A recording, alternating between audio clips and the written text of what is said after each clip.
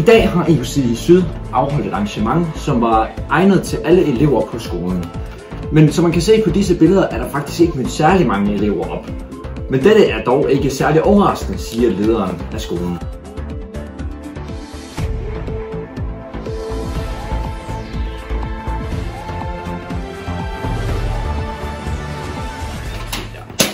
Så er vi kommet videre til inflationen i kantinen.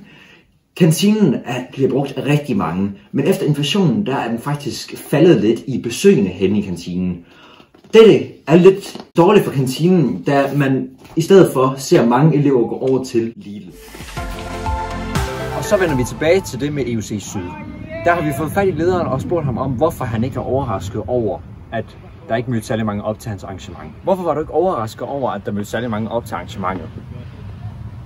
Jamen det er jo her blandt andet med, at det er en HTX-uddannelse, og HTX'er de er jo kendt for at have de her vilde fester her, men desværre den her gang, der var det jo, at de ikke havde slåssagsmaskinen, da den var gået i stykker.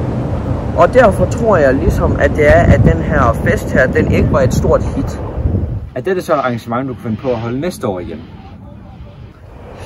Jamen hvis der vi opnår den popularitet, som vi gjorde sidste gang, jamen så kan det godt være, at vi skal overveje at holde sådan et arrangement igen. Vi kan jo sige, at det var en kæmpe succes, hvor det var, at der var en fodbold, et objekt simpelthen, som mødte op, og en enkelt person. Og det vil jeg sige, det er en rimelig stort succes for vores festivaler.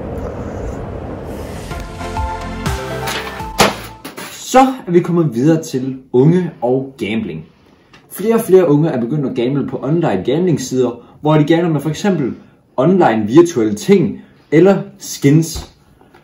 Dette er et stort problem for staten, fordi så tjener de ikke særlig mange penge, da pengene ikke går direkte til statskassen.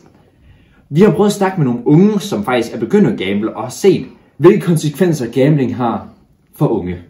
Så har vi fået lov til at komme ind i 1. G på EUC Syd i Aabenraa. Hej Markus. Hej. Hvor mange penge er der egentlig, du har brugt på gambling? Jamen jeg har brugt lidt over 27.000. Okay, gambler du så hver dag, eller hvad? Ja, jeg er dedikeret.